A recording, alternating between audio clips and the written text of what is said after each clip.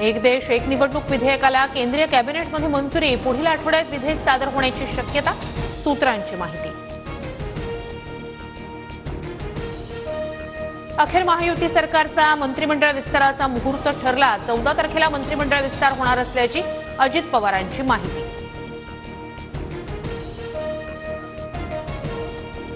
भाजपकडून कोण मंत्री होणार याची अद्यापही यादी फायनल नाही। फडणवीसांच्या दिल्ली दौऱ्यानंतरही भाजप हायकमांड पुन्हा मंत्रिपदांवर चर्चा करण्याची शक्यता। मंत्रिमंडळ विस्तारात शिंदे आणि अजित पवारांना समसमान खाती मिळण्याची माहिती। भाजप 15 ते 16 आणि शिंदे दादांना प्रत्येकी 8 ते 9 खाती मिळण्याची शक्यता।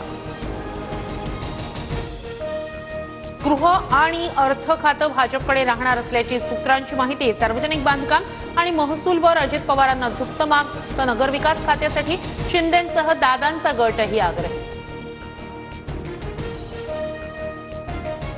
ईव्हीएम बाबत महाविकास आघाडी सुप्रीम कोर्टात जाण्याआधी मुंबई हायकोर्टात जाणार। वकिलांकडून कायदेशीर सल्ला घेतला जाणार, सूत्रांची माहिती। ईव्हीएम असेपर्यंत मी निवडणुकीला उभा राहणार नाही। ईव्हीएमच्या माध्यमातून मी कधीही मतदान करणार नाही।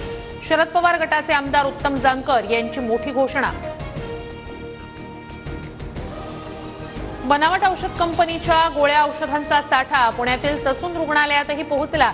खबरदारी म्हणून संबंधित गोळ्यांचं वाटप बंद। तपासणीसाठी औषध साठा अन्न औषध प्रशासन विभागाकडे सुपूर्द।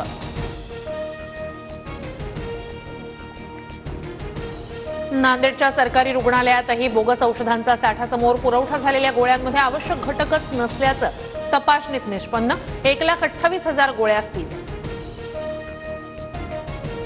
अमरावती आणि भिवंडीत राष्ट्रीय तपास यंत्रणा एनआयएची छापेमारी। पाकिस्तानमध्ये देशविरोधी संघटनांशी संपर्क असल्याचा संशय, दोघं ताब्यात।